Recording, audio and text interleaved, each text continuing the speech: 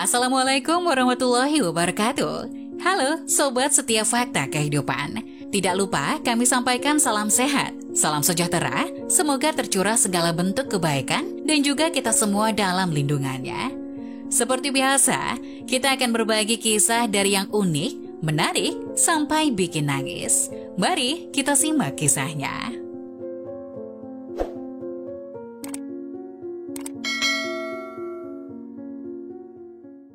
Kisah nyata tentang seorang pramugari dan kakek tua. Saya adalah seorang pramugari biasa, karena bergabung dengan perusahaan penerbangan hanya beberapa tahun dan tidak punya pengalaman yang mengesankan. Setiap harinya hanya melayani penumpang dan melakukan pekerjaan yang monoton. Pada tanggal 17 Juni lalu, saya menjumpai suatu pengalaman yang membuat perubahan pandangan saya terhadap pekerjaan maupun hidup. Hari ini jadwal perjalanan kami adalah dari Shanghai menuju Peking. Penumpang sangat penuh pada hari ini. Di antara penumpang saya melihat seorang kakek dari desa, merangkul sebuah karung tua dan terlihat jelas sekali gaya desanya. Pada saat itu saya yang berdiri di pintu pesawat menyambut penumpang. Kesan pertama dari pikiran saya ialah, zaman sekarang sudah sangat maju. Seorang dari desa sudah punya uang untuk naik pesawat. Ketika pesawat sudah terbang, kami mulai menyajikan minum. Ketika melewati baris 20, saya melihat kembali kakek tua itu. Dia duduk dengan tegak dan kaku di tempat duduknya dengan memangku karung tua bagaikan patung. Kami menanyakan mau minum apa. Dengan terkejut, dia melambaikan tangan menolak. Kami hendak membantunya meletakkan karung tua di atas bagasi tempat duduknya. Tapi ia menolak, lalu kami biarkan duduk dengan tenang. Menjelang pembagian makanan, kami melihat dia duduk dengan tenang di tempat duduk. Kami menawarkan makanan yang juga ditolak olehnya. Akhirnya, kepala pramugari dengan akrab bertanya kepadanya apakah dia sakit. Dengan suara kecil, dia menjawab bahwa dia hendak ke toilet, tapi dia takut apakah di pesawat boleh bergerak sembarangan. Takut merusak barang di dalam pesawat. Kami menjelaskan kepadanya bahwa dia boleh bergerak sesuka hatinya dan menyuruh seorang pramugara mengantar dia ke toilet. Pada saat menyajikan minum yang kedua kali, kami melihat dia melirik ke penumpang sebelahnya dan menelan ludah. Dengan tidak menanyakannya, kami meletakkan segelas minuman teh di meja dia. Ternyata gerakan kami mengejutkannya. Dengan terkejut, dia mengatakan tidak usah. Kami mengatakan, engkau sudah haus, minumlah. Pada saat ini, dengan spontan dari sakunya, dia mengeluarkan segenggam uang logam yang disodorkan kepada kami. Kami menjelaskan kepadanya, minumannya gratis. Dia tidak percaya. Katanya saat dia dalam perjalanan menuju bandara, ia merasa haus dan minta air kepada penjual makanan di pinggir jalan.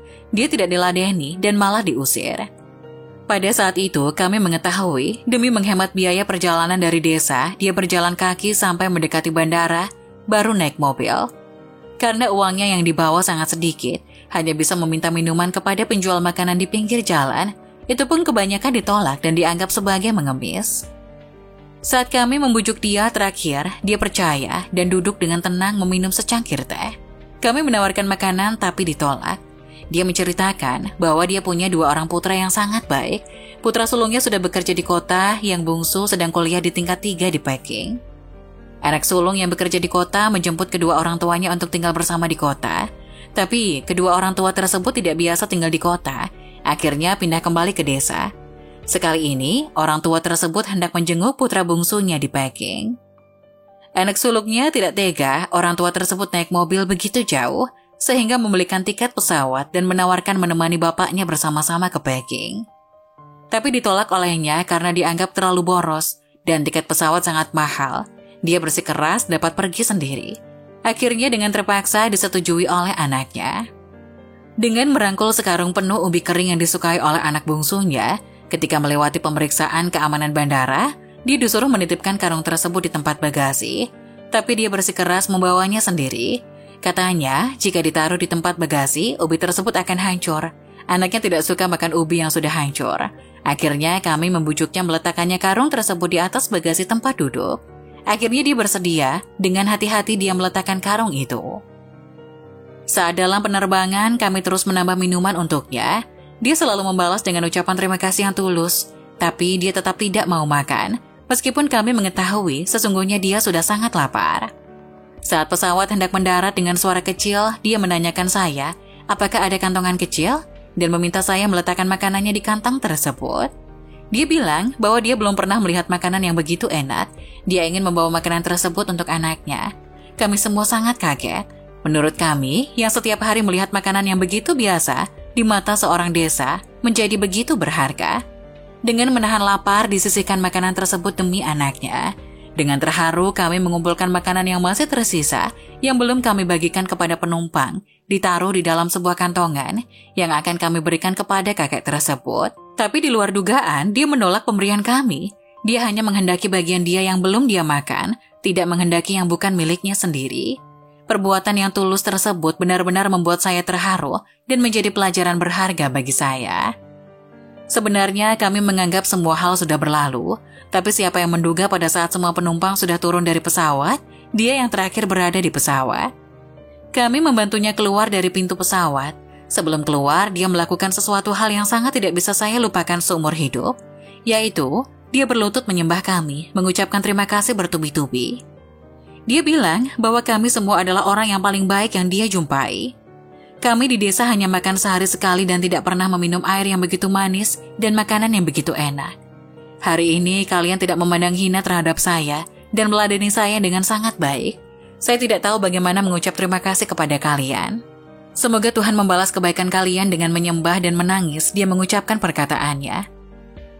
Kami semua dengan terharu memapahnya dan menyuruh seorang anggota yang bekerja di lapangan membantunya keluar dari lapangan terbang. Selama 5 tahun bekerja sebagai pramugari, beragam penumpang sudah saya jumpai, yang banyak tingkah, yang cerewet dan lain-lain. Tapi belum pernah menjumpai orang yang menyembah kami. Kami hanya menjalankan tugas kami dengan rutin dan tidak ada keistimewaan yang kami berikan. Hanya menyajikan minuman dan makanan. Tapi kakek tua yang berumur 70 tahun tersebut sampai menyembah kami mengucapkan terima kasih sambil merangkul karung tua yang berisi ubi kering dan menahan lapar menyisihkan makanannya untuk anak tercinta. Tidak bersedia menerima makanan yang bukan bagiannya. Perbuatan tersebut membuat saya sangat terharu dan menjadi pengalaman yang sangat berharga buat saya. Nah, bagaimana menurut kalian? Jangan lupa tulis pendapat kalian di kolom komentar ya. Wassalamualaikum warahmatullahi wabarakatuh.